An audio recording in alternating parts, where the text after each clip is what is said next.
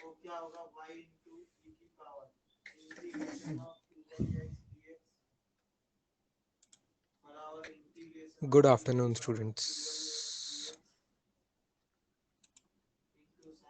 Yes, very good afternoon to everyone. 2x का integration हो जाएगा 2ln x मतलब x का तो ये y into x का आ जाएगा बराबर यहाँ भी हो जाएगा x sin x क्लियर आइलेट के हिसाब से i इनवर्स फंक्शन को पहला फंक्शन चलो चलो जल्दी भाई, बाकी लोग कहाँ है? क्विक स्टार्ट करते हैं। ये सेशंस अपने बड़े नहीं होते, लंबे नहीं होते, 1 घंटे के अंदर हमें फिनिश करते हैं हम 45 मिनट्स और 1 आवर के with in. So we should start early and early. Quick doubt solving.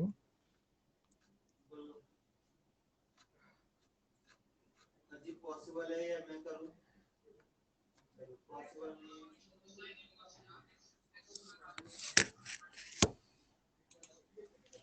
तो ये 2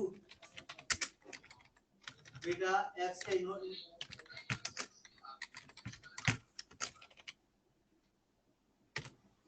sin इनवर्स x ये कहां से आया अरे वो लोग होशियार है वो लोग क्या है होशियार उनकी बराबरी कभी नहीं करने का ठीक है, मैं चैट बॉक्स पर रख के भी डाउट्स देख रहा हूँ. पहले मैंने कलेक्टेड किए डाउट्स जो अपने ग्रुप पे आए हुए थे. वी हैड डिसाइडेड कि उनको हम क्लास में डिस्कस करेंगे. वो सबको स्टार्ट करते हैं हम. तो मैं यहाँ से आगे भी कर देता हूँ कंफ्यूजन आ रही तो x स्क्वायर के लिए क्या करना पड़ा मुझे यहाँ पर एक -1 लेना पड़ा नहीं हाँ एक -1 लेना पड़ेगा एक +1 लेना ठीक है अब इससे क्या होगा -1 से तो ये -12 चलो स्क्रीन करते हैं शेयर. और प्लस ले रहा हूँ माइनस को भी अंदर ले दिया तो ये हो गया रूट के अंदर 1 - x क्लियर है और -1 की वजह से आ जाएगा -1 अपॉन रूट के अंदर 1 - x बोलो क्लियर अब पूरे को एक बार लिख लेता हूँ तो ये आ जाएगा x²। हाँ हाँ स्टूडेंट्स, ये नीट जेईई दोनों वालों के लिए है. डाउट सेशन सभी के लिए है. सभी बुक्स में से जहाँ जहाँ से हमने किया है, आपको होमवर्क दिया है, बुक्स दी हुई है, उन सब बुक्स है. उस बुक के अलावा भी कहीं आपने कुछ चौथी, पांचवी, 8वीं, 10वीं, 15वीं अलग बुक से भी अगर कोई सवाल आपको आया हुआ है डाउट, वो भी आप इंस्टेंटेनियसली ऑन द स्पॉट यहाँ पूछ सकते हैं. ये चैप्टर का पूरा फिनिशिंग क्लैरिफिकेशन हमें आज ही यहाँ पे करना है.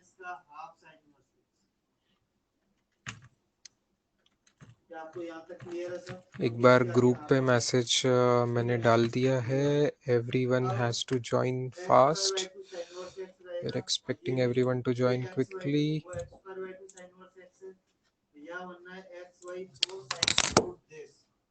और यहाँ से अगर देखा जाए तो 1/4 प्लस का और माइनस का 1/2 क्या माइनस का 1/4 बचा क्या माइनस का 1/4 हाँ लेवल 2 बाकी ना अपने एनसीईआरटी के, वो भी करते हैं. तो मैंने 1/4 चलो माइनस का बचा तो मैंने 1/4 ले लिया मेरा आ जाएगा 2x²। यहाँ से स्टार्ट कर रहे हैं स्टूडेंट्स. ये आया हुआ था ग्रुप पे सवाल.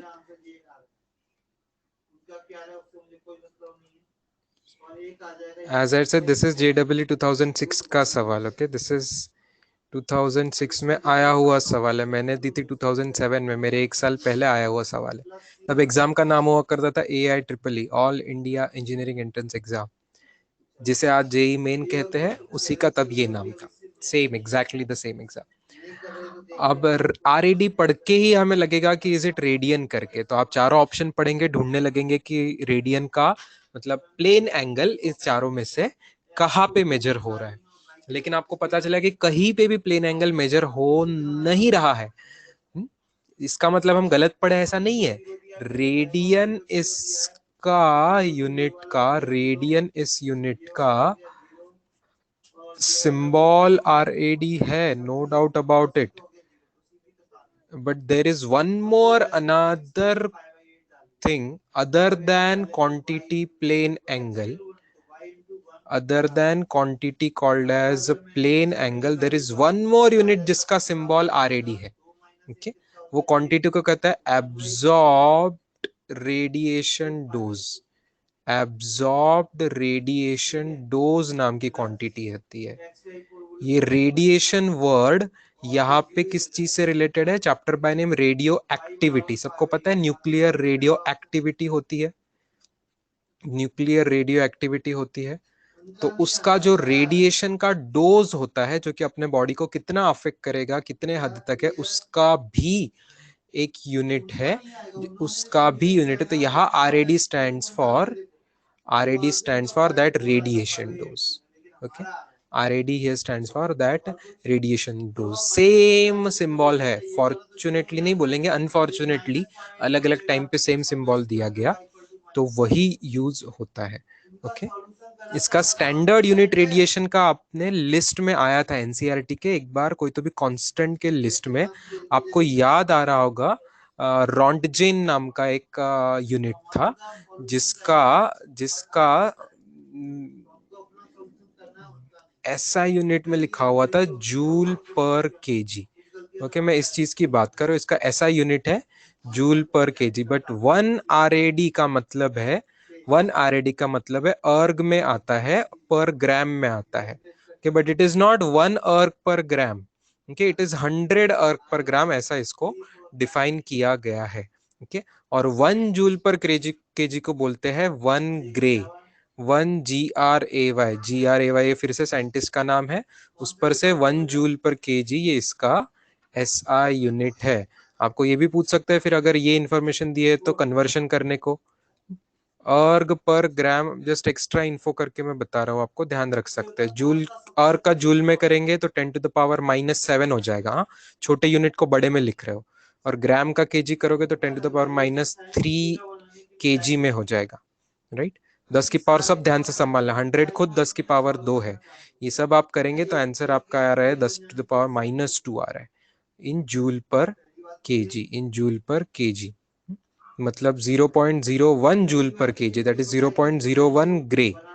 ओके, ये 1 RAD होता है। इतना रेडिएशन एक्सपोजर, इतना रेडिएशन एक्सपोजर करेंगे तो अपने बॉडी को क्या इफेक्ट होगा, ये उस डोज से कैलकुलेट किया जाता है। तो यहाँ पे ability of a beam, wrong answer. Energy delivered, no it is not energy, it is energy delivered per mass, energy delivered per mass, energy delivered per मास, तो सेकंड ऑप्शन भी सही नहीं है। बायोलॉजिकल इफेक्ट ऑफ रेडिएशन, ये closest जवाब है यहाँ पे। चौथा ऑप्शन क्यों जवाब नहीं है? रेट ऑफ डीके जो होता है, रेट ऑफ डीके जो होता है वो रहता है DPS यूनिट में। DPS stands for disintegration per second, disintegration पर सेकेंड मतलब ये एकदम हर्ट्ज जैसा ही है। डिसइंटीग्रेशन तो बस एक चीज है ना, कितने काउंट करते हैं, डिसइंटीग्रेशन जैसे number, so those many numbers पर सेकेंड, DPS ये रेट ऑफ डीके है। ओके, ये जो चौथे ऑप्शन, इसके भी बहुत सारे यूनिट्स होते हैं, with the scientist name called as Becquerel, एक साइंटिस्ट का नाम है, उसके नाम से एक यूनिट है। रुदरफोर्ड साइंटिस्ट का नाम है, उसके नाम से यूनिट है। क्यूरी एक साइंटिस्ट का नाम है, उसके नाम से भी एक यूनिट है। गुड पार्ट इज, ये बात फिर से फिजिक्स केमिस्ट्री में कहीं तो आएगी आखिरी में। ठीक है, तो आपको ये अभी के लिए टेंशन लेने की जरूरत नहीं है एग्जैक्टली, बस ये समझना है कि ये रेडियन के RAD सिंबल से मैच होता है, फिर भी ये रेडियन के बारे में नहीं है, ये रेडियो एक्टिविटी के, रेडिएशन के बारे में है। यस, साक्षी 0.01 आंसर आया, ग्रे, आगे ग्रे लिखा है, ग्रे इज ऐसा यूनिट ऑफ दैट रेडिएशन। ठीक, रेडिएशन डोज का, एब्जॉर्ब रेडिएशन डोज का SI यूनिट जो कि जूल पर केजी है, उसका ही नाम ग्रे है। तो 1 रेडियन उसका आ जाता है 0.01 ग्रे। कन्वर्शन फैक्टर याद नहीं रखो तो भी चलेगा, अभी मैंने एक्स्ट्रा इन्फो करके बताया। ठीक है, चलो नेक्स्ट, ये one of the latest doubt आया था, ये भी अपने जेई वालों के लिए जो DPP डाला था उसमें से ये क्वेश्चन है आई बिलीव। तो स्टेटमेंट 1 क्या बोल रहा है, expression the unit of A is same as unit of C। बिल्कुल सही है, स्टेटमेंट 1 बिल्कुल करेक्ट। सुन, स्टेटमेंट 1 पर से आपको समझ में आ रहा है सबसे पहली बात y को इक्वेट किया गया कि जिस जिस चीज से उसका डायमेंशन उसके साथ मैच होगा, मतलब a इंटू टी के डायमेंशन से मैच होगा। और तीसरी चीज क्या है, v बाय बी से भी मैच होगा।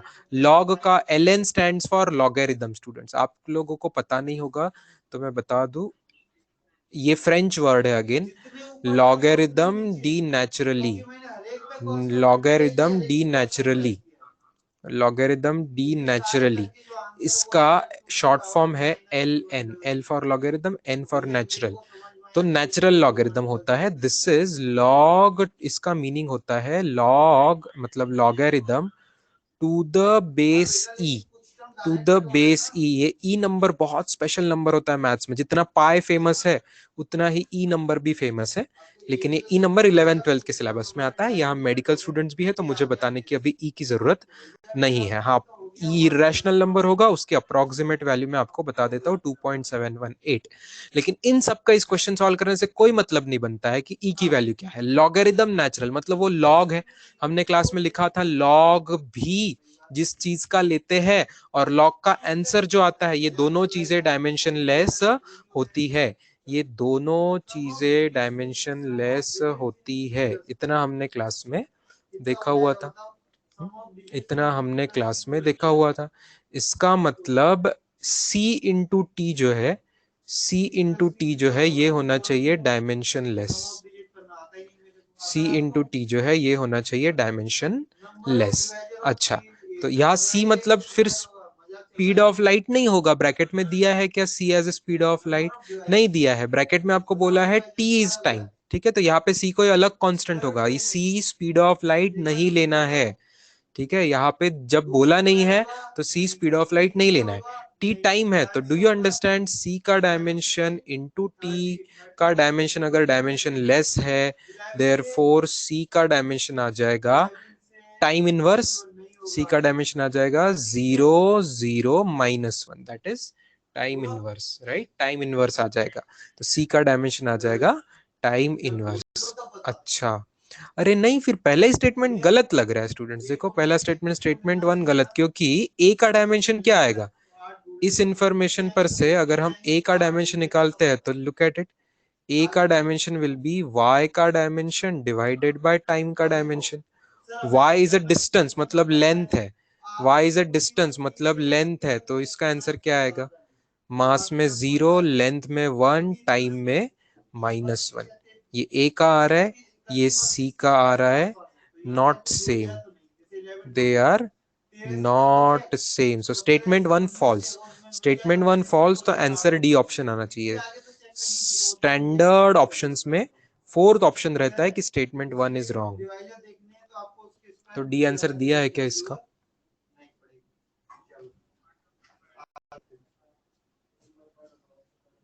देना चाहिए, देना चाहिए।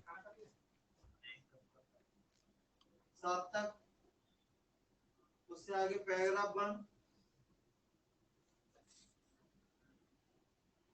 चलो देख लो एक बार भाई, उसको पूछ लो पैराग्राफ 2।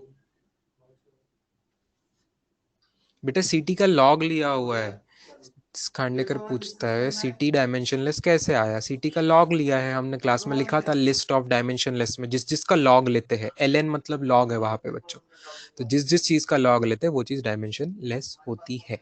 ओके, मल्टीपल करेक्ट में अगर किसी का कोई डाउट हो तो बताओ, किसी का भी मल्टीपल करेक्ट। अच्छा, उसका स्टेटमेंट 2 देखने की जरूरत तो नहीं थी वैसे, लेकिन यूनिट ऑफ मास है, तो बोल रहे slug, the FPS unit of mass is slug, slug तो नहीं पाउंड होता है स्टूडेंट्स, फिर तो स्टेटमेंट 2 भी गलत लग रहा है, ऐसा तो नहीं होना चाहिए। तो स्लग भी यूनिट ऑफ मास होता होगा, स्लग भी यूनिट ऑफ मास होता होगा, हाँ, इट्स नॉट फेमस तो हमें याद करने की जरूरत नहीं है, एफपीएस तो गॉन सिस्टम है, आजकल कोई यूज नहीं करता।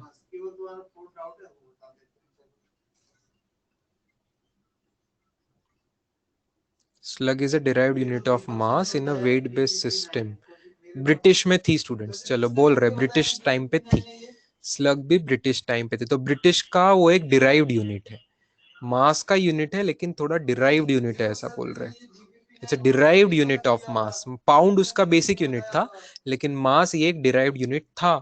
चलो, information added to our knowledge. उसको कन्वर्ट करेंगे तो 32 पाउंड के आसपास आ रहा है, दी हुई है इन्फॉर्मेशन। ठीक है, तो पाउंड ये बेसिक यूनिट है एफपीएस में, लेकिन स्लग भी एक यूनिट है। स्लग भी एक यूनिट है। ठीक है, बड़ा यूनिट होगा, कुछ है 32 गुना बड़ा यूनिट है। जैसे अपने पास केजी स्टैंडर्ड है, लेकिन हम मेगाग्राम, गीगाग्राम ऐसा करके बड़े बड़े यूनिट्स भी ले सकते हैं। वैसा पाउंड एक बेसिक यूनिट है, लेकिन स्लग ये थोड़ा बड़ा यूनिट है। अरे भाई ठीक है, ये अटका हुआ है अभी तक सी के यूनिट पे। वापस बता, सी के डायमेंशन पे अटका हुआ है बेटा। सी का डायमेंशन आया क्योंकि उसके ऊपर की स्टेप से तुम क्यों ध्यान नहीं देते हो स्टेप्स पे। खांडेकर जी, सी इंटू टी डायमेंशन लेस है, ये समझा क्या? यस नो, जल्दी टाइप करो। हाँ, लिख के बता। देखो स्टूडेंट्स भी हेल्प कर रहे हैं आपको। सी इंटू टी डायमेंशन लेस है, समझा? तो बेटा सी इंटू टी का कोई डायमेंशन नहीं होगा, मतलब 0 0 0 हो जाएगा। ठीक है, अब टी क्या है? सवाल में दिया है टी टाइम है बेटा। तो टाइम का तू डिवाइड करके लेके जाएगा दूसरे साइड पे, तो एक टाइम डिवाइड हो जाएगा, तो टाइम की पावर -1 नहीं क्या होगी रे? हाँ, बस वही तो किया है बेटा। हाँ, तुम यहाँ अगर इसी चीज से कंफ्यूज कर रहे हो कि सी स्पीड ऑफ लाइट है, तो नहीं है, क्योंकि बोला नहीं है। सी को यहाँ पे स्पीड ऑफ लाइट नहीं ले सकते, क्योंकि सवाल में ऐसा कुछ बोला नहीं है। और जितनी इंफॉर्मेशन गिवन है उस हिसाब से सी का डायमेंशन जो आ रहा है वो भी पर सेकेंड आ रहा है, मीटर पर सेकेंड नहीं आ रहा है। तो आप सी को स्पीड ऑफ लाइट नहीं ले सकते। चलो, टाइम इनवर्स उसका डायमेंशन आ रहा है, फ्रीक्वेंसी जैसा उसका डायमेंशन आ रहा है। ऑल राइट, डिफ्यूजन कांस्टेंट, ये अपने दिशा का भी थर्ड क्वेश्चन था स्टूडेंट्स। दिशा का भी थर्ड क्वेश्चन था। डी का डायमेंशन फाइंड करना, ये दिशा का क्वेश्चन था, राइट? डी के डायमेंशन फाइंड करना है, दिशा का क्वेश्चन था। यहाँ यूनिट क्या है? Unit of coefficient of diffusion is same as that of a gravitational potential. चलो एक बार हेल्प कर देते हैं। मैंने वैसे दिशा वाले सवाल का किसी स्टूडेंट का जवाब ग्रुप पे पोस्ट किया हुआ था जो अच्छा लगा था, आई थिंक सो मैंने किया था। अगर नहीं भी किया था तो यहाँ आप देख लीजिए, वापस से अपन लाते हैं फॉर्मूला। ऊपर के फॉर्मूला पर से देखो मैं क्या लिख रहा हूँ, आई होप सबको समझ आ रहा होगा। x2 minus x1 divided by n2 minus n1। बहुत ध्यान से देखना स्टूडेंट्स, डायमेंशन के फॉर्म में लिख दिया। n क्या है? n है number of molecules crossing unit area per unit time. जब ऐसा लिखा होता है ना क्रॉसिंग यूनिट एरिया, इसका भी मतलब है आपको पर एरिया लेना है बच्चों, पर एरिया लेना है। यूनिट एरिया में इतना करता है तो डबल एरिया में डबल करेगा, ट्रिपल एरिया में ट्रिपल करेगा, 10 गुना एरिया में 10 गुना ज्यादा मॉलिक्यूल्स आएंगे। तो n is number of molecules पर एरिया, ये आपको मीनिंग लेना है। तो n का खुद का डायमेंशन क्या होगा? n का खुद का डायमेंशन होगा पर एरिया के हिसाब से l टू द पावर -2 और पर यूनिट टाइम के हिसाब से 2 टू द पावर -1। ये यहाँ की सुपरस्टार स्टेप है। यही स्टेप बहुत लोगों की गलत हो जाती है। अगर ये समझ आ गया तो आगे कोई प्रॉब्लम नहीं है। x2 माइनस x1 डिस्टेंसेस होंगे स्टूडेंट्स, है ना? पोजीशन है, पोजीशन मतलब डिस्टेंस होती, लेंथ होता, तो वो सीधा सीधा l आ जाएगा। दो लेंथ का डिफरेंस भी एक लेंथ ही होता है। और नीचे क्या है? n1 n2 number of molecules per unit volume, per unit volume, फिर से पर यूनिट वॉल्यूम है तो l टू द पावर -3। क्या आ रहा है आंसर? l की टोटल पावर देखो, l स्क्वायर हो जा रहा है t टू द पावर -1 हो जा रहा है, l स्क्वायर और t टू द पावर -1 हो जा रहा है। ओके, तो इसका ऐसा यूनिट क्या रहेगा? इसका ऐसा यूनिट आप डायमेंशन पर से समझ सकते हो। ऐसा यूनिट क्या रहेगा? लेंथ का मीटर, तो metre square per second, metre square per second. गलती से इसको एक्सेलरेशन मत समझना, acceleration was metre per second square, acceleration was metre per second square. अब आते हैं ग्रेविटेशनल पोटेंशियल पे। ग्रेविटेशनल पोटेंशियल पे आते हैं। ग्रेविटेशनल पोटेंशियल का फॉर्मूला आप लोगों को शायद लर्न नहीं होगा, लेकिन क्या आप लोगों को ये याद आ रहा है? हमने क्लास में एक चीज की थी, ग्रेविटेशनल पोटेंशियल का जो ग्रेडियंट होता है, ग्रेविटेशनल पोटेंशियल का जो ग्रेडियंट होता है वो होता है equal to gravitational field intensity. दोनों के डायमेंशन मैच होते हैं। पोटेंशियल ग्रेडियंट के डायमेंशन ये फील्ड इंटेंसिटी से ही, मतलब ही एक्सेलरेशन ड्यू टू ग्रेविटी से मैच होते हैं। मतलब ही डायमेंशन ऑफ एक्सेलरेशन, एक्सेलरेशन के डायमेंशन से मैच होता है। ये हमने क्लास में किया था। अब इससे आगे मैं आपको इन्फॉर्मेशन क्या लाके दे रहा हूँ, देखो ध्यान से देखना। ग्रेविटेशनल पोटेंशियल ग्रेडियंट मतलब ये क्या हो जाएगा, ग्रेविटेशनल पोटेंशियल हो जाएगा डिवाइडेड बाय ग्रेडियंट, मतलब किससे डिवाइड करता है, डिस्टेंस से डिवाइड करता है, ये हो जाएगा। अच्छा, एक्सेलरेशन का डायमेंशन सब लोग जानते हैं, मीटर पर सेकेंड के हिसाब से L⁻⁻1, ठीक है। अब आप डिस्टेंस से मल्टीप्लाई कर दो वहां लेके जाके, देयरफॉर ग्रेविटेशनल पोटेंशियल भी आपका जो है उसका भी डायमेंशन आपका आ रहा है L2T⁻⁻1, मतलब वो भी मेजर यूनिट होगा, ऐसा यूनिट सेम आ रहा है metre per second, metre square per second, metre square per second. अब आता है रिजल्ट टाइम, फाइनली अपने को आंसर क्या टिक करना है, तो फिर statement 1 is correct and statement 2 wrong हो गया। फिर स्टेटमेंट 2 अपना रॉन्ग हो चुका। अगर स्टेटमेंट 2 रॉन्ग हो गया तो आंसर क्या ऑप्शन आता है पता है आपको, सी ऑप्शन आता है। स्टैंडर्ड इसमें सी ऑप्शन आता है। Statement 1 is true but statement 2 is false. और एक बार माइनस का आ जाएगा g minus root G, is it clear students? बराबर माइनस का x यहाँ तक समझ में आ गया कैसा? हर्षदा को क्लियर है, नम्रता को क्लियर है, सॉल्यूशन पोस्ट क्वेश्चन पूछने वालों को क्लियर है, बाकी स्टूडेंट्स को भी क्लियर है। Perfect, great. इसमें मिक्सचर हो गया, दिशा वाला भी क्वेश्चन अपना हो गया। दिशा में डायमेंशन पूछा था, उस स्टेप पे आ गए और थोड़ा उससे और आगे बढ़े, दोनों चीजें सॉल्व। ये एक मिनट हाँ, acceleration metre per second square होगा ना। हाँ में हाँ मिलाते हो क्या रे तुम लोग, ऐसे कैसे करते हो आप लोग? ये देखो ग्रीन कलर से ही मैं, मेरी मिस्टेक। एक्सेलरेशन का डायमेंशन में मीटर पर सेकेंड लिख रहा है, सब लोग खुशी खुशी हाँ बोल रहे, सब लोग खुशी खुशी हाँ बोल रहे। मीटर पर सेकेंड स्क्वायर होगा ना, L1T⁻⁻2 होगा, है ना। L1T⁻⁻2 होगा तो उसको लेंथ से मल्टीप्लाई करेंगे तो L2T⁻⁻2 होगा, L2T⁻⁻2 होगा। तो इसका ऐसा यूनिट वो नहीं आएगा, इसका ऐसा यूनिट क्या आएगा, इसका ऐसा यूनिट आएगा metre square per second square. अरे तो स्टेटमेंट 2 सही निकला, स्टेटमेंट 2 सही निकला और स्टेटमेंट 1 गलत निकलेगा, और फिर आंसर क्या हो जाएगा, आंसर डी ऑप्शन हो जाएगा, है ना। साउंड ब्रेकिंग हो रहा है क्या स्टूडेंट्स की? साउंड क्लियर है? सातपुते को साउंड ब्रेकिंग लग रहा है, क्लियर है ना बच्चा? चलो ठीक है। अब g अपॉन g डैश को आप इंटीग्रेट करो, sorry g dash upon g लिखो और बाकी को लिख दोगे, g डैश अपॉन g और बाकी को आप लिख सकते हो क्या? g को छोटी गलती भारी पड़ सकती है, ओके। एक पावर में एक छोटी सी गलती हमें आंसर और मार्क्स को पॉजिटिव के बदले निगेटिव मार्क्स दिलवा सकती है। तो we have to be very attentive, especially during solving questions in the exam. Diffusion मतलब high concentration to low concentration में मॉलिक्यूल्स ने ट्रैवल करना, that is called as diffusion. ये आएगा आगे चैप्टर्स में, डोंट वरी। फिजिक्स में लेट आएगा, केमिस्ट्री में थोड़े चैप्टर्स में आएगा, गैसियस स्टेट नाम के चैप्टर में आएगा।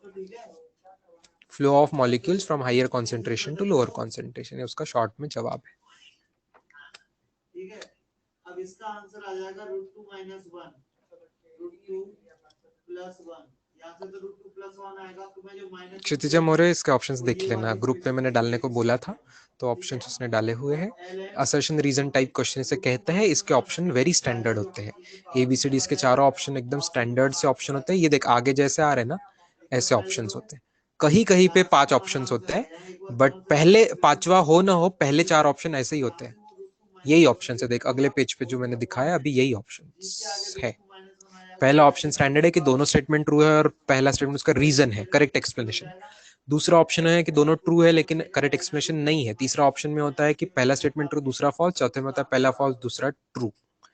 यही पहले 4 ऑप्शंस आते हैं एग्जाम में मोस्टली। कभी कभी ही इसकी ऑर्डर ऊपर नीचे बदल दी जाती है, but mostly standard sequence ABCD ऐसा ही है।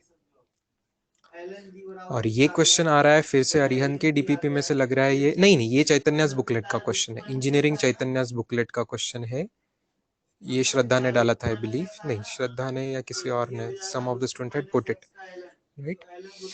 श्रद्धा ने पिछले क्वेश्चंस डाले थे, ये और किसी ने डाले थे। हाँ, तो superb question students, superb question. Statement 1 देखना, if two physical quantities have same dimensions then, ये देन नहीं देन बोलना चाह रहे, then they can be certainly added और सब्ट्रैक्टेड। सुन के बहुत सही लगता है लेकिन स्टेटमेंट 1 फॉल्स है, स्टेटमेंट 1 फॉल्स है। कैसे? फॉर एग्जांपल देखना, स्ट्रेन का कोई डायमेंशन होता है क्या? नहीं होता। एंड एंगल देखो, एंगल का कोई डायमेंशन होता है क्या? नहीं होता। तो क्या मैं एंगल को स्ट्रेन में ऐड कर सकता हूं? नहीं कर सकता, नहीं कर सकता। तो ये स्टेटमेंट फॉल्स है। आप बोलोगे सर आपने तो पढ़ाया था लेकिन प्रिंसिपल ऑफ होमोजेनिटी, अरे अरे अरे बच्चों, प्रिंसिपल ऑफ होमोजेनिटी का स्टेटमेंट इससे कॉन्वर्स था। जो प्रिंसिपल ऑफ होमोजेनिटी नाम का टॉपिक था उसका स्टेटमेंट क्या था कि if two quantities, if two quantities are added or subtracted, are added or subtracted or equated,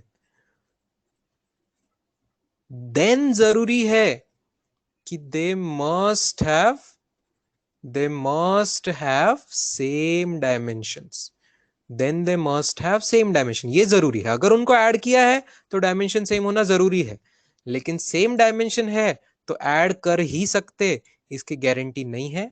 उधर एग्जांपल मैंने आपको दे चुका हूं, बोर्ड पे लिखा हुआ है हमने, स्ट्रेन एंड एंगल का एक एग्जांपल लिखा। बेटा तो डायमेंशन लेस होना, ये भी तो 0 0 0 डायमेंशन होना ही है ना। Dimensionlessness is also counted as having 0 dimensions। तो डायमेंशन लेसनेस वालों को क्या हटा देंगे क्या अपन अपने इसमें से? उनको भी डायमेंशन है ऐसा बोल सकते हैं। नो डायमेंशन ऐसा भी कभी कभी बोलते हैं बिकॉज 0 पावर है। हाँ, लेकिन they have 0 dimension, they both have 0 dimension, ये स्टेटमेंट थोड़ी गलत होगा। अगर मैं बोलूं कि strain and angle both have 0 dimensions तो स्टेटमेंट तो सही है ना, means they have same dimension, statement सही है। ये 0 डायमेंशन है, 0 इक्वल टू 0 होता है ना, दोनों में mm 0 है, दोनों में ll 0 है, दोनों में tt 0 है, तो दोनों के डायमेंशन सेम है, ये बोलना गलत नहीं है बेटा। ठीक है, यस। स्टेटमेंट 2 करेक्ट होगा क्या? पढ़ते। Statement 2, if the dimensions of both quantities are same, if the dimensions of both the quantities are same, then both the quantities should be similar। अरे ये भी सही लगता है लेकिन इसका कॉन्वर्स ट्रू है, ये ट्रू नहीं है। सेम थिंग, सेम रीजन की वजह से फॉल्स, और सेम एग्जांपल मैं दूंगा, वही एग्जांपल स्ट्रेन एंड एंगल वाला। If the dimension of both the quantities are same then they should be similar, हमें ऐसा लगता है, but they are not similar. कभी कभी होती है similar, they should be similar always जरूरी नहीं है। जैसा स्ट्रेन और एंगल का कोई संबंध नहीं है, स्ट्रेन और एंगल का कोई कोई कोई कोई कोई संबंध नहीं है। Yes, answer should be E option.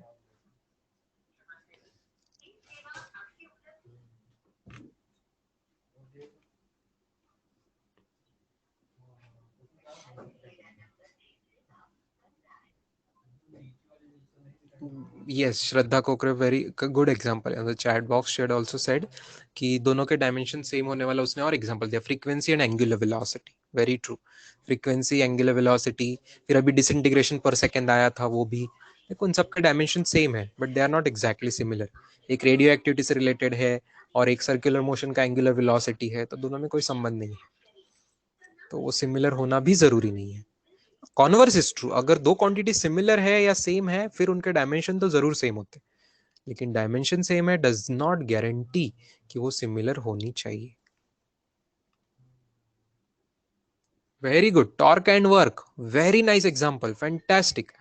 देखो work and energy dimension same है और वो सिमिलर भी है, एक दूसरे में वर्क एनर्जी कन्वर्ट होता है, लेकिन work and torque dimension same है, लेकिन वो क्वांटिटी सिमिलर नहीं है, दोनों में संबंध नहीं है। टॉर्क और वर्क में संबंध नहीं होता, वर्क और एनर्जी में संबंध होता है, लेकिन वर्क और टॉर्क में संबंध नहीं होता, हालांकि तीनों सेम डायमेंशन के ही है। बहुत अच्छे एग्जांपल दे रहे हो। इंपल्स मोमेंटम को थोड़ा सिमिलर बोलते हैं बेटा, क्योंकि change in momentum is equal to impulse आता है, तो impulse and momentum similar quantities आती है, वो हम फिजिक्स में वो चैप्टर पढ़ेंगे तब आपको वो बात समझ आ जाएगी कि वो सिमिलर होती है करके। लेकिन वर्क और टॉर्क सिमिलर नहीं होती। वर्क एंड एनर्जी सिमिलर है, इंपल्स एंड मोमेंटम भी सिमिलर है, लेकिन वर्क एंड टॉर्क सिमिलर नहीं है। प्रेशर स्ट्रेस हमेशा सिमिलर नहीं होता, स्ट्रेस के अलग अलग टाइप होते हैं। प्रेशर और बल्क स्ट्रेस सिमिलर होता है, लेकिन प्रेशर और लॉन्जिट्यूडिनल स्ट्रेस सिमिलर नहीं होता। फिर से ये अगले चैप्टर में समझ आ जाएगा, अभी आपको वो टेंशन नहीं लेना है। अभी जितना पूछा है अभी स्क्रीन पे वो आप समझ चुके हो तो काफी है। आगे आगे जैसे चैप्टर्स आएंगे, फॉर्मूले आएंगे, चीजें हम और समझते जाएंगे। अच्छा, ये वाला आ गया था स्टूडेंट्स करेक्शन करने के बाद। इज इट क्लियर कि ये सॉल्व करके दूं? सॉल्व करके दो सर ऐसा बोलो अगर किसी को चाहिए तो, या तो फिर करेक्शन के बाद शायद आपको आ गया होगा जिन्होंने ट्राई किया है। क्वेश्चन में ही मिस्टेक थी तो फिर आपका आंसर सही नहीं आ सकता था। क्लियर हो गया है बाकी? चलो फैंटास्टिक, गुड। अच्छा, ये डाउट आया था, ये भी आ गया क्या स्टूडेंट्स बाद में? हाँ, इसमें भी हमने थोड़ा डिस्कशन ग्रुप पे किया हुआ था। मैंने रेडिएशन प्रेशर का किसी ने पूछा था तो मैंने बोला था कोई टेंशन की बात नहीं है, रेडिएशन प्रेशर भी एक काइंड ऑफ प्रेशर ही है। मतलब यहाँ उसका डायमेंशन होगा 1 -1 -2। यहाँ c represent speed of light, तो 0 1 -1 ना metre per second. And q represents, q थोड़ा अजीब चीज है यहाँ पे, q कोई हीट एनर्जी नहीं है, q कोई चार्ज नहीं है, q क्या है? इट इज एनर्जी पर एरिया पर यूनिट टाइम, है ना। मतलब क्या हो जाएगा, एनर्जी का होता है 1 2 -2, लेकिन एरिया से डिवाइड कर दोगे तो ये 2 कैंसिल हो जाएगा 0, और टाइम से डिवाइड तो 1 0 -3। तो Q का डायमेंशन आ जाएगा 1 0 -3। थोड़ा डायरेक्ट लिख रहा हूँ, आई होप समझ आ रहा है सबको, ठीक है। अब इसके बाद आपको पूरी अपनी मेथड लगा सकते हो आप, है ना। p raise to x, q raise to y, c raise to z, ये सबको डायमेंशन लेस करना है, मतलब इसको 0 0 0 करना है। दोनों साइड में एक्स वाई जेड में इक्वेशन लगाओ, m की पावर 0, l की पावर 0, t की पावर 0 इक्वेट करके एक्स वाई जेड में इक्वेशन लगाओ, सॉल्व कर लेना। ऑप्शन में से आंसर आता है क्या स्टूडेंट्स? उसका आया था क्या?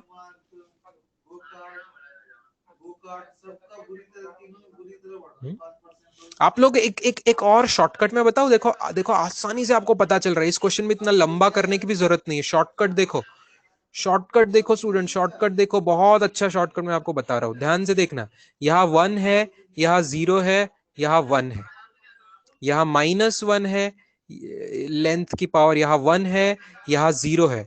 Do you observe directly, do you observe कि प्रेशर का डायमेंशन ऊपर जो है और स्पीड ऑफ लाइट का जो डायमेंशन ऊपर है वही क्यू के डायमेंशन से मैच हो रहा है? यस और नो?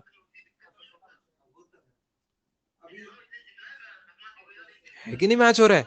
तो बस हो गया काम, फिनिश्ड। क्यू को लेफ्ट साइड में लेके आओ, क्यू को लेफ्ट साइड में लेके आओ, तो देयरफॉर p, क्यू को लेफ्ट साइड में लेके आए तो q टू द पावर -1 कर दो इंटू c, इसका डायमेंशन होगा 0 0 0 0, कुछ बचा ही नहीं राइट साइड में, राइट साइड की टर्म लेफ्ट ले ली, तो सीधा आपका आंसर सेकंड ऑप्शन आएगा। यस और नो? देखना ध्यान से। If you have a nice observation skill, है ना, तो आपको बड़ा बड़ा मैथ्स करने की यहाँ पे जरूरत नहीं है। अच्छा शॉर्टकट नाइस ऑब्जर्वेशन स्किल से ये अगर आपने ऑब्जर्व कर लिया था तो फिर आपको कोई बड़ा बड़ा एक्स वाई जेड का इक्वेशन निकालने की ही जरूरत नहीं है।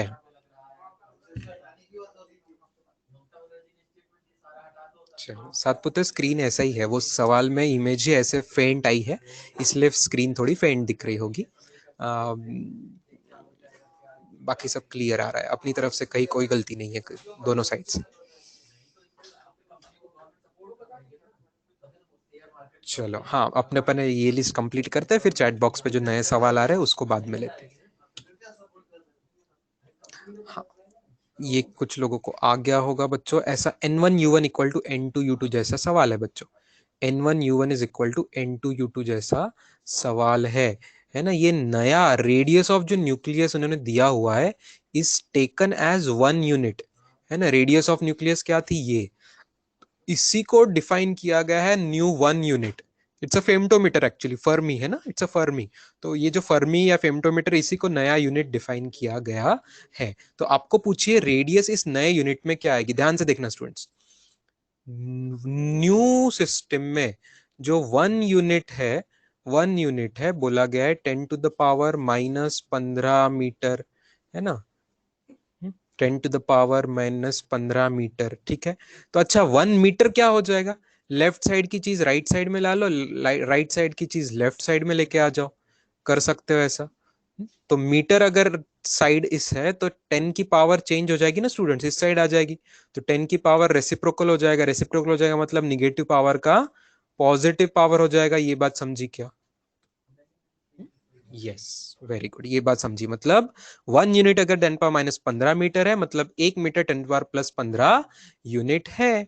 अब देयरफॉर जो भी रेडियस हमें पूछी गई है उसकी वैल्यू हमको क्वेश्चन में ही दी गई थी, उसी से आगे हम कंटिन्यू कर लेते हैं।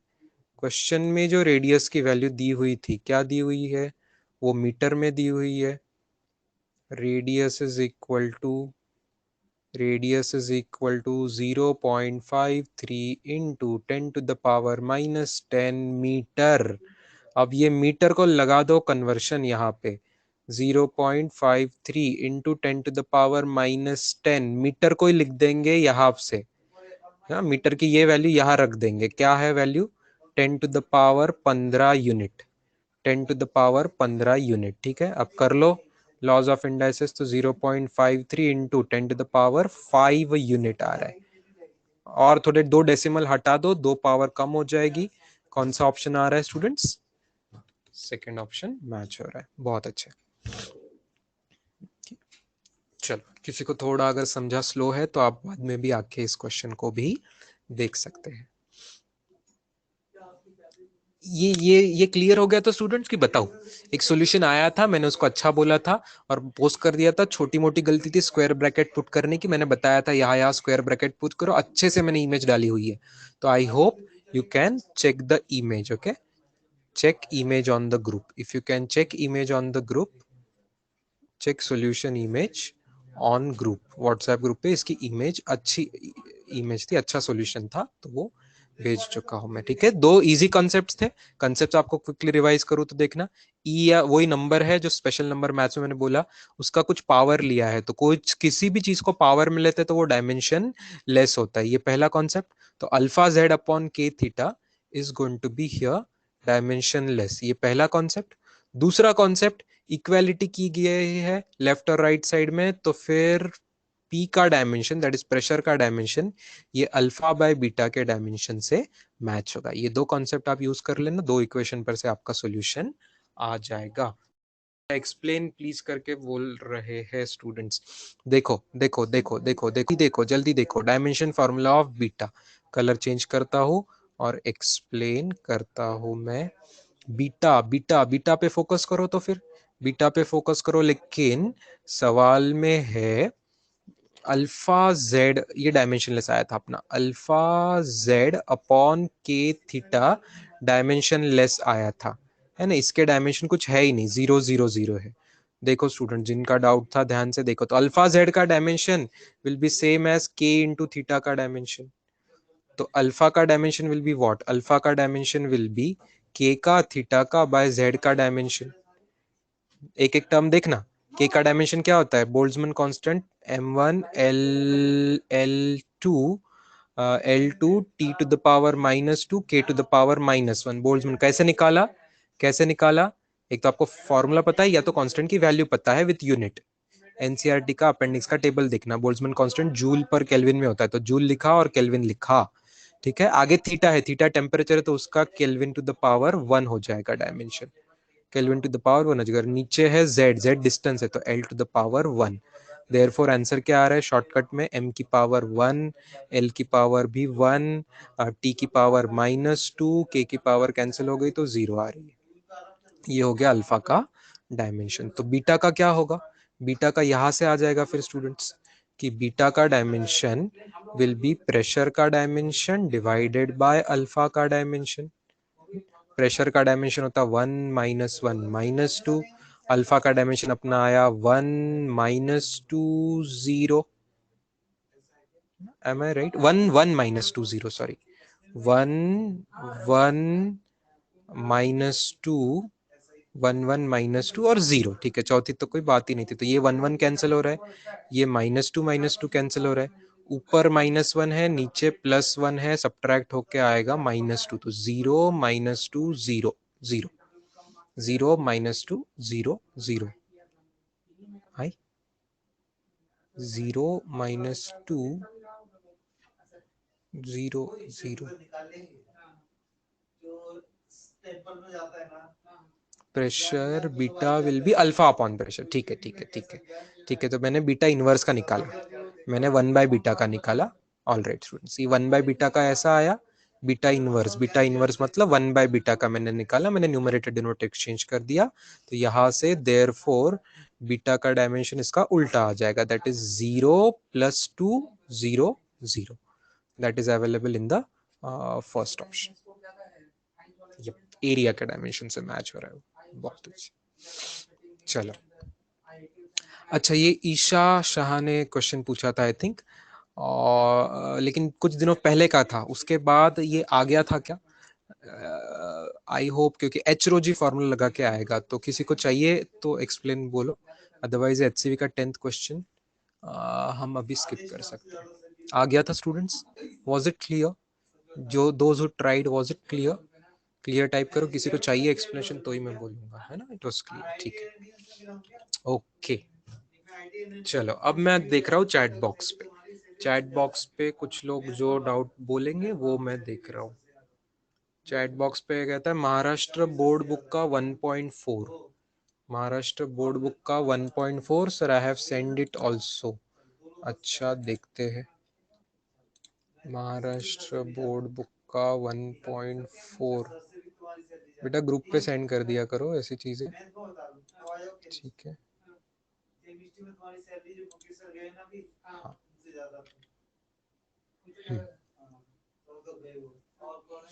अभी आयु सर उनसे ज्यादा है, बस फिजिक्स में हमारे जूनियर का तो पूरा हो गया, सीनियर में लेवल सर से तो आयु भी ज्यादा है, फिर रवि सर उनसे भी, रवि सर से तो बहुत ज्यादा है। अच्छा, उनका पता है आपको? सब को पता है, और भी एक आध होगा, अच्छा नितिन सर जो अभी नए आए वो तो सबसे ज्यादा है, तो मतलब हमारे 50% स्टाफ से तुम्हारी सैलरी ज्यादा है। चलो, 10 फर्जी कॉल करने के लिए।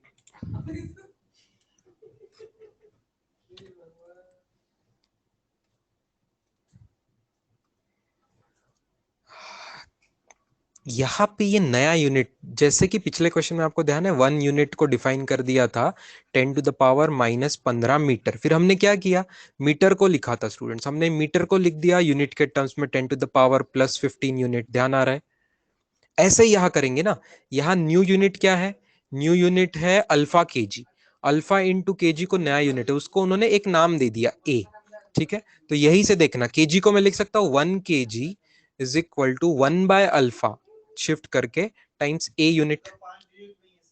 आ रही बात समझ में बच्चे? ये किसने सेंड किया था मुझे, किसने पूछा था, जिसने पूछा है, स्टूडेंट आ रही है समझ में बात, ठीक है, ए को, ए यूनिट को केजी के टर्म्स में पता है, तो केजी को कर दिया ए के टर्म्स में, रेसिप्रोकल लेके नंबर शिफ्ट करके, बस यही बात तो यूज करी है, यही बात तो यूज करी है, देखो 4.2 को 4.2 रखेंगे, लेकिन केजी को क्या लिखेंगे, केजी को क्या लिखेंगे, देखो ये चीज लिखेंगे, 1 kg को लिखेंगे 1/अल्फा इंटू ए, दैट इज A/अल्फा, तो ऐसा कर दिया A/अल्फा, इसमें से अल्फा नंबर है लेकिन ए यूनिट है, तो अल्फा बीटा गामा नंबर को एक साथ कर दिया, सब नंबर एक साथ कर दिए, नंबर एक साथ कर दिए, और सब यूनिट एक साथ कर दिए, है ना, इस यूनिट को उसने नया नाम दे दिया जे डैश, ठीक है, जूल डैश है ना, जिसको बोलेंगे जूल डैश पढ़ेंगे उसको, जे डैश मतलब जूल डैश, ऐसा बोलना चाह रहे, ऐसा मन से नाम दे दिया इसने, ठीक है, तो ये न्यू सिस्टम में ये नंबर आ जाएगा, सो n1u1 इक्वल टू n2u2, इस हिसाब से, तो यहाँ n1 is a number, unit U1 is a calorie is a unit, तो ये एक नया नंबर N2 आ जाएगा और नया यूनिट जूल डैश आ जाएगा, where joule dash is a new unit of energy in the new system. ठीक है, क्योंकि हमने न्यू सिस्टम में एबीसी लिया था, एबीसी से वो जे डैश बना है, एबीसी से जे डैश बना हुआ है, इसलिए उसको न्यू सिस्टम का वो यूनिट।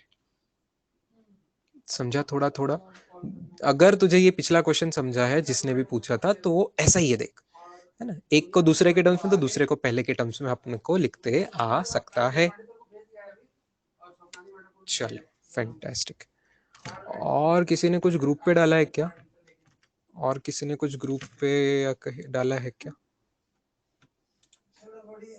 ग्रुप पे अब भी कुछ डाला है, लेटेस्ट 3:30 अब भी डाला है, 3:45 के बाद। थर्ड क्वेश्चन AIPMT का अगं हे केलं ना? कोण विचारते? कोणी विचारलं हे? पवार, अर्चना, ओके ठीक आहे. तन्वीच आहे ना, म्हणजे ती आहे. दिस क्वेश्चन वी डिड ना इन द क्लास. याच्यामध्ये टाइमच्या ऐवजी मला वाटतं काय होतं आपल्या प्रश्नामध्ये, एनर्जी आहे इथे, एनर्जीच्या ऐवजी पण टाइमचं डायमेन्शन काढलं होतं आय बिलीव्ह. टाइमचं dimension, energy is equal to this this this. असा क्वेश्चन केलाय आपण मागच्या डाऊट सेशनला केलाय. Do you agree? Please refer कर. राईट साईडला हेच होते GHC. मला वाटतं हे आपण कधी केलं असेल, सॅटरडे. हे आपण सॅटरडेला केलं असेल, हा लास्टच क्लासला ना, सॅटरडेलाच केलं आहे आपण हे. दिशामधनं क्वेश्चन नंबर 7 आणि 25 करत होतो बघा. असं लेक्चर नंबर 15 रेफर करा. Lecture number 15 application uses of dimension, शनिवारचं सकाळचं लेक्चर. त्याच्यामध्ये दिशाचा क्वेश्चन 7 आणि 25 असं आपण एक सोबत डिस्कशन केलं होतं. Yes, good. तर एकदम त्याच टाईपचा आहे. व्हॅल्यू थोड्या बदलतील कारण इथे एनर्जी विचारलाय, but method is exactly same. ते यायला पाहिजे. अजून कोणीतरी आज टाईप केलं होतं सुरुवातीला की दिशाचे काय, दिशाचेच का पहिले 5 क्वेश्चन घ्या सर, असं कोणीतरी टाईप केलं की काय? दिशाचे, दिशा डीपीपीचे क्वेश्चन पहिले 5 घ्या, हे पण तन्वीनीच म्हणलंय मला वाटतं. दिशाचे पहिले 5 क्वेश्चन, त्यातले आपण ऑलरेडी आता किती डिस्कस केले? 5ही डिस्कस करावे लागणार नाहीत मला वाटतं, because as far as Disha is concerned we already have discussed. Fourth question of Disha today we already discussed, right? काही मिनिटा आधीच fourth question of Disha we already discussed, and second question also diffusion constant चा we already discussed.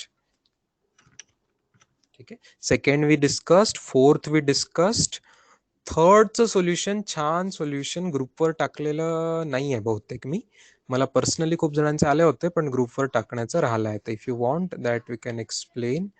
आणि frequency is this this, the dimensional formula of M will be. का भीती वाटते तन्वी इतकी या प्रश्नांची? 5वा प्रश्न तर काही कठीण नाही आहे आणि पहिलाही प्रश्न सोपाच आहे. LCR आहे तर which of the following does not represent dimension of frequency? Look at the options carefully. I am putting this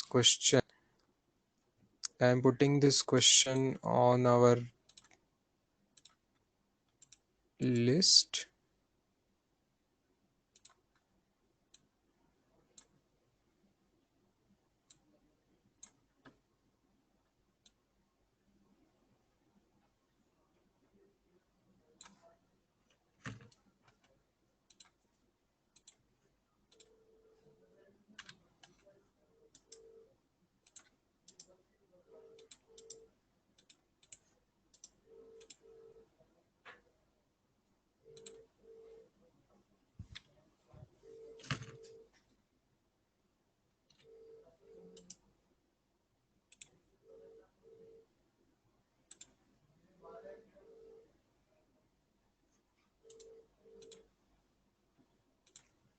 Yes. इसका आधा काम आसान मैंने क्लास में कैसे कर दिया था. R इंटू सी का डायमेंशन आपको बताया था और L बाय R का डायमेंशन बताया था कि ये दोनों dimension are exactly that of the time. ठीक है, अब हमें पूछा है फ्रीक्वेंसी का कौन रिप्रेजेंट करता है, नहीं करता, नहीं करता पूछा है. यू नो टाइम का रेसिप्रोकल होता है फ्रीक्वेंसी. टाइम का रेसिप्रोकल होता है frequency. Do you remember this students? Frequency ये पर सेकेंड में होता है, तो टाइम का रेसिप्रोकल होता है. तो टाइम का रेसिप्रोकल करके फ्रीक्वेंसी आता है. तो इन लोगों का रेसिप्रोकल, आरसी का रेसिप्रोकल 1/RC, इसका भी डायमेंशन हो जाएगा फ्रीक्वेंसी. और L/R का रेसिप्रोकल R/L, इसका भी डायमेंशन हो जाएगा फ्रीक्वेंसी. ओके, तो ये फ्रीक्वेंसी का है और R/L ये भी फ्रीक्वेंसी का है. हमें चाहिए not, does not represent frequency. अच्छा, ध्यान से देखना स्टूडेंट्स, वेरी इंटरेस्टिंग चीज. अगर इसका फ्रीक्वेंसी है, इसका फ्रीक्वेंसी, दोनों में एक में रेजिस्टेंस ऊपर है, एक में रेजिस्टेंस नीचे है, तो क्या आप समझ पा रहे हो? दोनों को मैं मल्टीप्लाई करूंगा, है ना, 1/RC और R/L. अगर मैं इन दोनों को मल्टीप्लाई करूंगा, अगर इन दोनों को मल्टीप्लाई करूंगा, तो ये डायमेंशन किसका होना चाहिए? फ्रीक्वेंसी, फ्रीक्वेंसी स्क्वायर, क्योंकि फ्रीक्वेंसी इंटू फ्रीक्वेंसी मल्टीप्लाई करेंगे तो फ्रीक्वेंसी स्क्वायर आएगा. Is it clear Tanvi Pawar? So 1/LC, CL मतलब ही LC का डायमेंशन आ रहा है फ्रीक्वेंसी के डायमेंशन का स्क्वायर. तो फिर रूट ले लो, तो फ्रीक्वेंसी का डायमेंशन किससे मैच होगा? 1/√CL मतलब ही √LC. तो ये भी फ्रीक्वेंसी आ रहा है, तो डज नॉट का आंसर ये आ जाएगा. ठीक है, अब इसको एक को कैलकुलेट करके देखने की जरूरत नहीं है, आप करके देखोगे तो भी फ्रीक्वेंसी मैच नहीं होगा. बट बाकी तीन ऑप्शन फ्रीक्वेंसी के हैं, तो सीधा सीधा चौथा option does not represent frequency के लिए आप टिक कर सकते हो. चलो,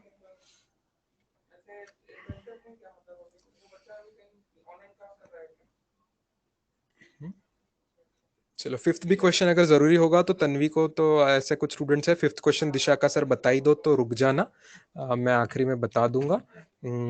अभी मेजॉरिटी स्टूडेंट्स के लिए मेरे ख्याल से ये आज का सेशन इनफ हो चुका है. Should we open NCERT quick? NCERT level 2 में से पूछना चाहते हैं स्टूडेंट्स?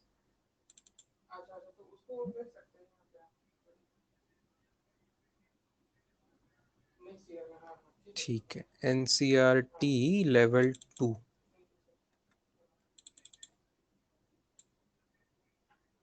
लेवल 2 मतलब मैंने कहाँ से दिया था? देखो, अभी आप सवाल का नंबर भेजो मेरे को, कौन सा है सवाल का नंबर बताओ. मतलब अभी बुक आपके सामने मैं डिस्प्ले कर रहा हूँ. Any question number which you remember. ये थिंक वालों का टेंशन नहीं लेना है आपको, थिंक विंक का. दिस इज जस्ट जिनको प्योर साइंटिस्ट बनना है उसके लिए.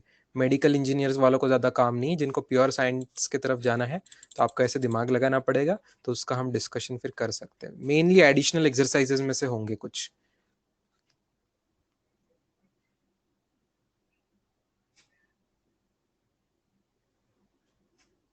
साक्षी, सॉल्ड एग्जाम्पल 15 कहाँ का बेटा? कौन से बुक का? 1.15 महाराष्ट्र बोर्ड के बुक का क्या? पहले एनसीईआरटी अब खोली है तो एनसीईआरटी बता दो. एनसीईआरटी का 1.15 कहाँ है? एनसीईआरटी में तो 2. चैप्टर है ना. फर्स्ट चैप्टर कहाँ है एनसीईआरटी का दिया था मैंने कभी होमवर्क? श्रद्धा 2.28. ठीक है, 2.28 देखो. 2.28 क्वेश्चन को उठाते हैं हम यहाँ से और डिस्कस कर लेते हैं.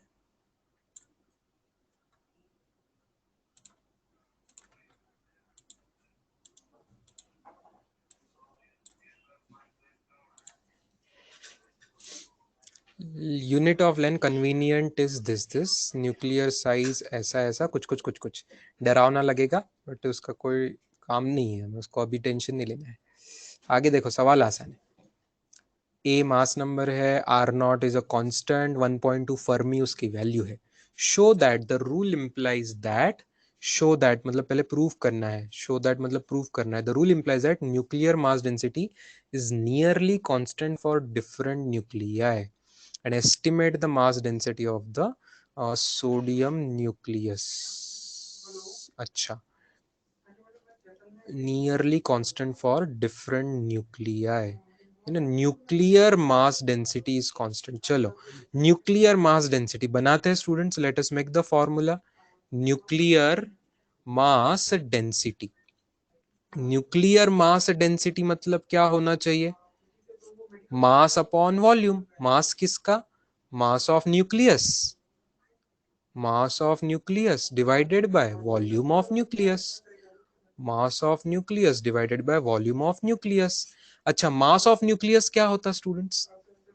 मास ऑफ न्यूक्लियस क्या होता? मास of nucleus, mass of nucleus होता उसके अंदर के प्रोटॉन और न्यूट्रॉन की वजह से, प्रोटॉन और न्यूट्रॉन की वजह से होता है। प्लीज अंडरस्टैंड, ये जो कैपिटल ए होता है, कैपिटल ए क्या होता? मास नंबर होता। तो capital A is exactly equal to number of protons plus number of neutrons. But actually mass जो होता है, एक्चुअली मास जो होता है वो प्रोटॉन का जो मास होता है ऑलमोस्ट 1 AMU होता है, 1 पॉइंट समथिंग, एंड न्यूट्रॉन का भी मास ऑलमोस्ट 1 AMU होता है, 1 पॉइंट समथिंग होता है। ठीक है, न्यूट्रॉन का और थोड़ा ज्यादा होता है प्रोटॉन से, लेकिन दोनों का वेरी क्लोज टू 1 AMU होता है। तो मास of nucleus students, mass of nucleus भी ऑलमोस्ट प्रोटॉन प्लस न्यूट्रॉन के बराबर का जो नंबर है ए, इतने AMU होता है। को भी सब्सटेंस हो उसके न्यूक्लियस का मास ऑलमोस्ट AMU आएगा, थोड़ा बड़ा आएगा, उस मास नंबर से थोड़ा बड़ा आएगा, लेकिन ऑलमोस्ट सेम आएगा। आपको बताओ गूगल पे आपका कोई फेवरेट एलिमेंट बताइए जल्दी जल्दी। I will show you how it is very close it, not exactly same but very very close to it. कोई भी एक एलिमेंट बताइए जल्दी से। ऑक्सीजन, चलो तो ऑक्सीजन का हम देखते हैं। Oxygen nucleus mass, oxygen nucleus mass in AMU कितना है? ऑक्सीजन का मास नंबर 16 है ना, तो 16 मास नंबर है तो उसका न्यूक्लियस का मास एग्जैक्ट 16 AMU नहीं आएगा, थोड़ा बड़ा होना चाहिए। अपनी एक्सपेक्टेशन है, ढूंढते हैं क्या वैल्यू है, ढूंढते हैं क्या वैल्यू है, ढूंढते हैं क्या वैल्यू है। ओके, 15.999, चल एग्जैक्ट 16 नहीं आया। नाइट्रोजन का देखो एग्जैक्ट 14 नहीं आया। अभी छोटा क्यों आया? इसका रीजन मल्टीपल रीजन है। एक है आइसोटोप्स, वो आप केमिस्ट्री में पढ़ेंगे, क्यों आइसोटोप की वजह से एवरेज मास लेना पड़ता है एवरेज AMU में। और किसी ने बोला आयरन, है ना, आयरन का, तो आयरन का 56 होना चाहिए। आयरन का मास नंबर 56 है, लेकिन उसका मास AMU में एग्जैक्ट 56 नहीं होगा। देखो 55.874, तो वो एग्जैक्ट नहीं होता स्टूडेंट्स, एग्जैक्ट नहीं होता। हाँ, कभी कभी स्मॉल आता है, कभी कभी स्मॉल आता है। उसके एक रीजंस में से है कि उसका मेन आइसोटोप 16 या 56 का होगा ऑक्सीजन, और कोई आइसोटोप होने से एवरेज लेने से आ सकता है। एक वो रीजन है, एंड देयर आर मोर, ये आप केमिस्ट्री में पढ़ेंगे कि वाई एग्जैक्टली वो मैच नहीं होता। ठीक है, वाई कम आ सकता, बढ़ क्यों सकता वो तो पता है, क्योंकि mass of neutron and proton ये 1 AMU से थोड़ा बड़ा होता है। Okay, if you want that also we can confirm. ये अपने इसमें था, mass of proton in AMU, we had studied it somewhere in NCERT का कोई तो भी अपेंडिक्स करते करते। देखो 1.007 AMU है, ये प्रोटॉन का है, और न्यूट्रॉन का थोड़ा इससे भी ज्यादा आता है, 008 आएगा शायद। न्यूट्रॉन का 1.008 समथिंग AMU है। ओके, ठीक है। अब आते हैं back to solving our question. तो अप्रोक्सीमेशन क्यों आया वो मैंने आपको बताया, एग्जैक्ट नहीं आएगा तो अप्रोक्सीमेटली मैं ऊपर लिख लू, approximately A in atomic mass unit, ये मास ऑफ न्यूक्लियस हो गया। नीचे volume of nucleus, volume of nucleus क्या है? न्यूक्लियस को अप्रॉक्स स्फेरिकल मानेंगे, स्फीयर का वॉल्यूम होता 4/3 पाई r क्यूब। ठीक है, तो आंसर आगे क्या आएगा? ये r किस में होगा? ये r हम अगर मीटर में लेंगे, यार अगर मैं मीटर में लेंगे तो मीटर क्यूब में आएगा। ठीक है, मीटर क्यूब में आएगा, या फर्मी में लेंगे रेडियस तो फर्मी क्यूब में आएगा।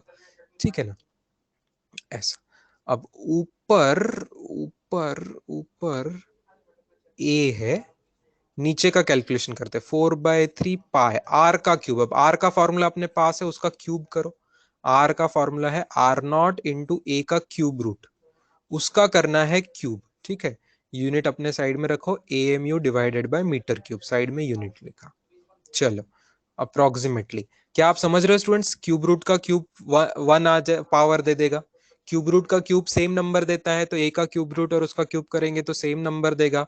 फिर ऊपर और नीचे ए कैंसिल हो जाएगा, तो 1/3 4/3 पाई R0 क्यूब आंसर आ रहा है in the unit AMU divided by metre cube.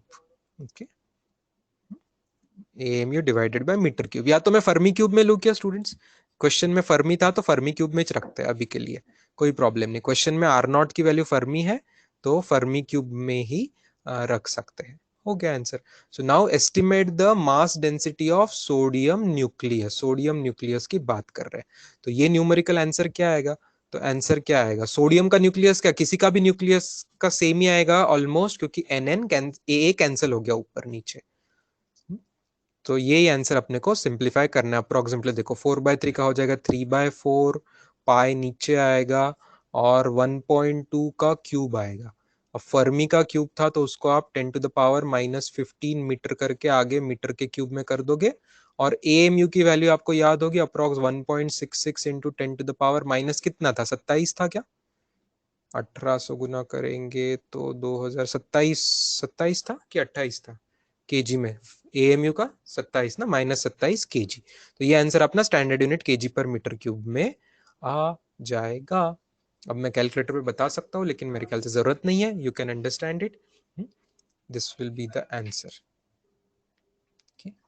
This will be the answer of mass density of sodium nucleus.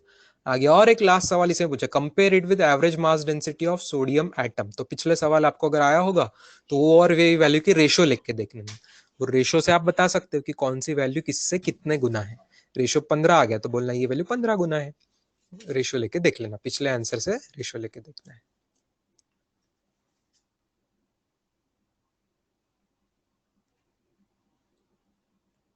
Is it okay Shraddha? Conceptually समझ गया? यहाँ जो मेन चीज थी कि वो ए पे डिपेंड नहीं करता, मतलब अलग अलग न्यूक्लियस लेंगे, सोडियम लो ऑक्सीजन लो कि सोडियम लो कि ऑक्सीजन लो कि आयरन लो, उसके न्यूक्लियस की डेंसिटी ऑलमोस्ट सेम आ रही है, यही प्रूव करना था। क्योंकि ए पे वो डिपेंड ही नहीं कर रहा, ए कैंसिल हो गया फाइनल आंसर में। ठीक है, तो ए पे वो न्यूक्लियस की डेंसिटी डिपेंड नहीं कर रही। ये बहुत अच्छा रिजल्ट है, इसलिए एनसीईआरटी ने दिया है, एज अ क्वेश्चन करके दे दिया। चलो इसका 25 पूछा है और HCV का 18, we can end with that. इसका 25, HCV का 18, इसका 25।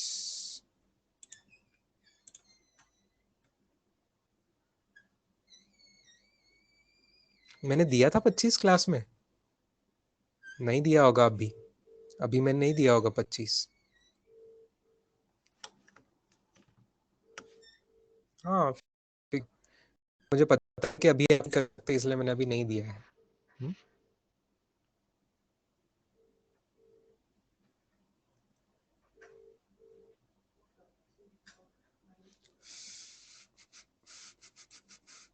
ये डायमेंशनल करेक्टनेस का इक्वेशन है तो तब नहीं दिया था मैंने शायद, अब आप कर भी सको। A student derives the following relation theta and V, tan theta is equal to v। v क्या है भाई? v है स्पीड। तो tan थीटा देखो स्टूडेंट्स, आपको पता है tan थीटा तो डायमेंशनलेस होता है, कोई भी ट्रिग्नोमेट्रिक रेशियो डायमेंशनलेस होता है। तो v को तो डायमेंशन है, तो दोनों साइड डायमेंशनली मैच ही नहीं हो रही है, तो ये रिलेशन करेक्ट नहीं हो सकता।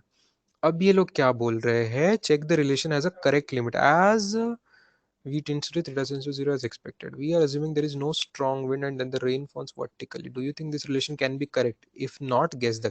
Do you think this relation can be correct? Answer is no. ठीक है, क्योंकि डायमेंशन ही मैच नहीं हो रहे दोनों साइड के, तो ये relation can not be correct.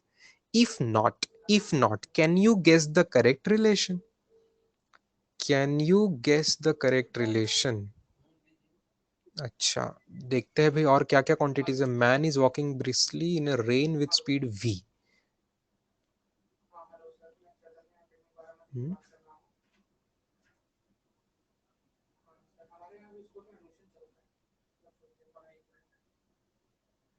Man की खुद की स्पीड दी नहीं क्या?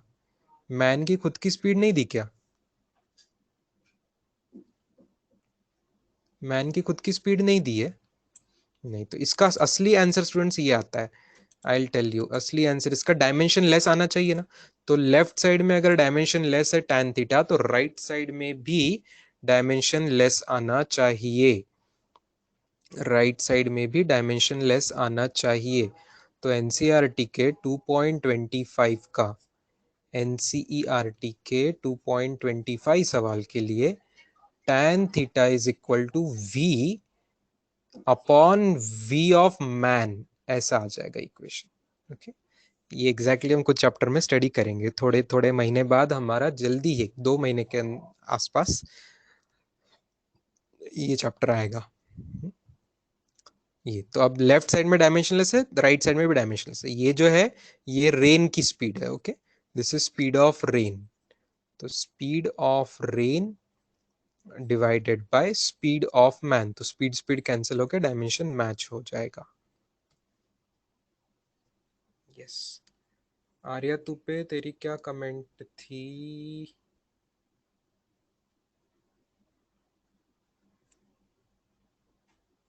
Arya, it's tough to find old comments sometimes.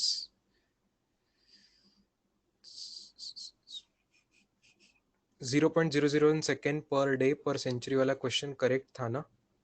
I had send you the answer personally. नहीं बेटा, क्वेश्चन करेक्ट नहीं था, मैंने जो चेंज करके दिया था वो सही था। मैंने आज क्लास में डिस्प्ले किया, वो एक 0 एक्स्ट्रा था और वो पर सेंचुरी नहीं, क्वेश्चन में पर डे चाहिए था, फिर वो सही हो जाता था क्वेश्चन।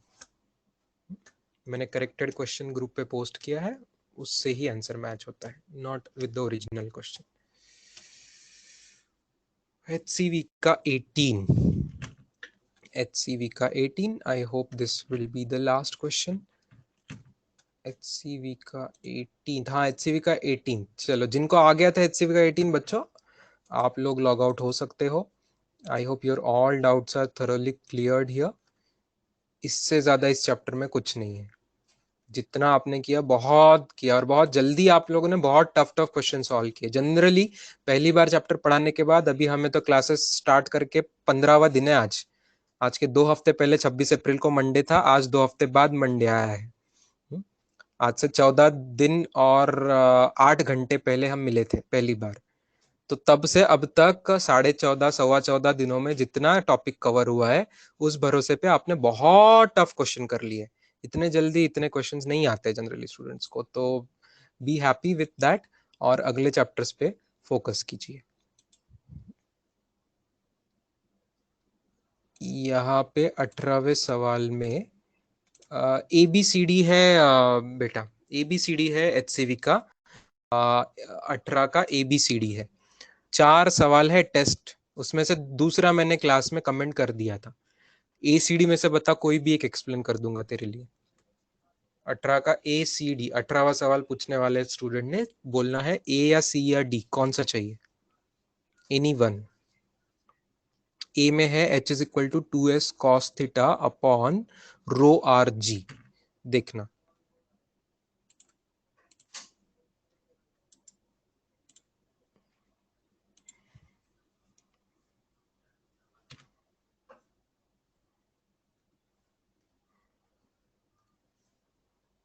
ये था NCERT। Now we are coming to lastly HCV का 18th का A। check the dimensional correctness। H is equal to 2s cos theta upon row R जी। क्या करते हैं स्टूडेंट, जैसे क्वेश्चन में दोनों साइड के डायमेंशन चेक करना है, LHS का डायमेंशन और RHS का डायमेंशन सेम है कि नहीं है। लेफ्ट साइड में हाइट है, हाइट क्या होती है? H फॉर हाइट था, तो हाइट का डायमेंशन लेंथ रेज्ड टू 1 होता, लेंथ रेज्ड टू 1 अपने शॉर्टकट में 0 1 0। राइट साइड का डायमेंशन चेक करते हैं, राइट साइड के डायमेंशन मतलब dimension of 2s cos theta upon rho R जी। ध्यान से देखना, 2 का कोई डायमेंशन नहीं होगा, लिखता ही नहीं हूं मैं, 2 को तो डायमेंशन लेस कांस्टेंट नंबर है वो। s का डायमेंशन होगा, अच्छा cos थीटा का भी कोई डायमेंशन नहीं होगा, तो वो भी नहीं लिख रहा हूं, समझ में आ रहा है सबको? ट्रिगो रेशियोज का कोई डायमेंशन नहीं होता। तो अब ये s क्या है? s फॉर सरफेस टेंशन होता, सरफेस टेंशन होता है force per unit length, force divided by length. ये हम डिस्कस कर चुके थे एज एन एक्सेप्शन, हमने जब फोर्स का डायमेंशन रटा था। लेक्चर का नंबर मुझे याद नहीं है, 11 12 कोई होगा।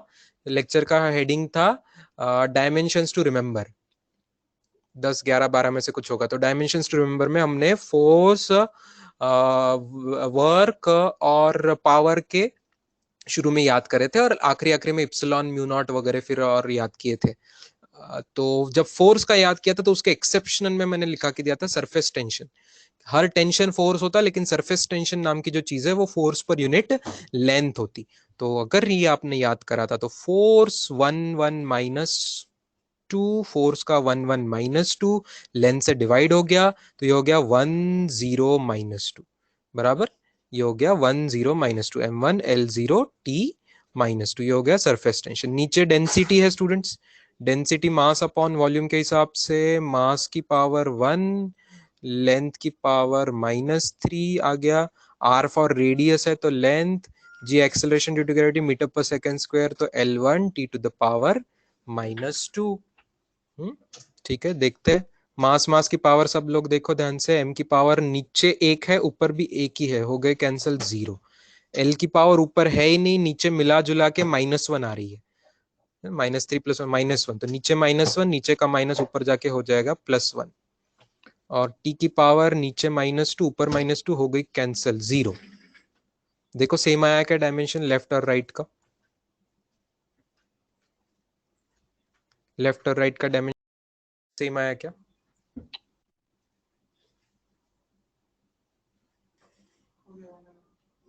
आया। मिस्टर के शिवाजी खांडेकर सेम आया, ऐसा। डन। ऐसा ही करना है बेटा, बाकी ऑप्शंस में भी चेक करना है दोनों साइड के डायमेंशन सही है करके। चलो, एनीथिंग एल्स? अब स्टूडेंट का नंबर थोड़ा और कम हो गया जब से मैंने परमिशन दी कि आप लोग जा सकते हो करके। तो अभी मैं एक आज स्पेशल चीज करता हूँ, बिकॉज हम कम स्टूडेंट्स हैं तो मैं एक स्पेशल चीज करता हूँ। मैं आप सबको अनम्यूट कर रहा हूँ, मैं आप सबको अनम्यूट कर रहा हूँ, सबको। Yes, this session will also be available in recording. Yes, सबको मैं अनम्यूट कर रहा हूँ। लास्ट में जाते जाते कोई और कुछ सवाल पूछना चाह रहा है या कुछ भी कमेंट करना चाह रहा है तो आप ऑडियो से खुद को अनम्यूट करके कमेंट कर सकते हो, हम सबको सुनाई देगी, वी कैन चेक इट, हम सबको सुनाई देगी। नहीं तो thank you, bye bye, good day, ऐसा भी आप लोग अनम्यूट करके बोल देंगे तो अच्छा लगेगा। चलो, shall we stop for now then? Welcome students, unmute करके बोल दो कोई। Thank you sir. वेलकम बेटा, वेलकम एवरीवन। यस,